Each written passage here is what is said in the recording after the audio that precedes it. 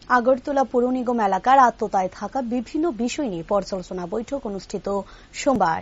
এদিন আগরতলা পৌর নিগমের কনফারেন্স হলে আয়োজন করা হয় বৈঠকে। পৌর নিগম মেয়র দীপক মজুমদার সহ mayor in council, deputy mayor এবং এনএমএস কমিশনার শৈলেশ কুমার যাদবের উপস্থিতিতে হয় বৈঠক। বর্তমান সময়ে পৌর নিগমের আত্মতাধীন বিভিন্ন এলাকায় কি ধরনের পরিস্থিতি রয়েছে তা নিয়ে আলোচনা হয় সভায়। একই সাথে আসন্ন বর্ষা মরশুমের প্রেক্ষাপটে পৌর নিগম কতটা প্রস্তুত তা নিয়েও বিস্তারিত পর্যালোচনা করা হয় বৈঠকে। সংবাদ মাধ্যমকে নিয়ে জানিয়েছেন নিগম mayor Dipak Majumdar.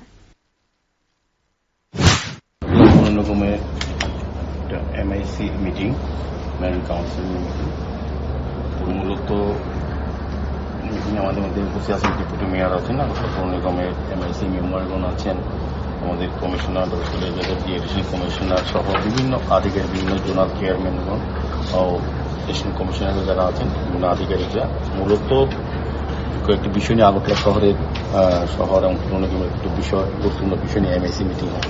MIC meeting করে এই মিটিংয়ের পরে কাউন্সিল মিটিং হয়। তো আজকে আমাদের ফাইন্যান্সিয়াল যে পজিশন কি এটা নিয়ে আলোচনা হবে। তারপর হচ্ছে আমাদের আগামী যে বর্ষা মৌসুমে আমাদের কি কি প্রস্তুতি নেওয়া হয়েছে এবং কি কি করণীয় এটা নিয়ে আজকে আলোচনা হবে।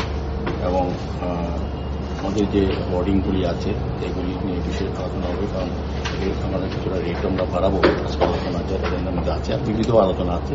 সার্বিক মিটিং এখন শুরু হয়েছে, মিটিংয়ে আলোচনা হওয়ার পর আমরা সবটা বলতে পারবো কি কি সিদ্ধান্ত হয়েছে।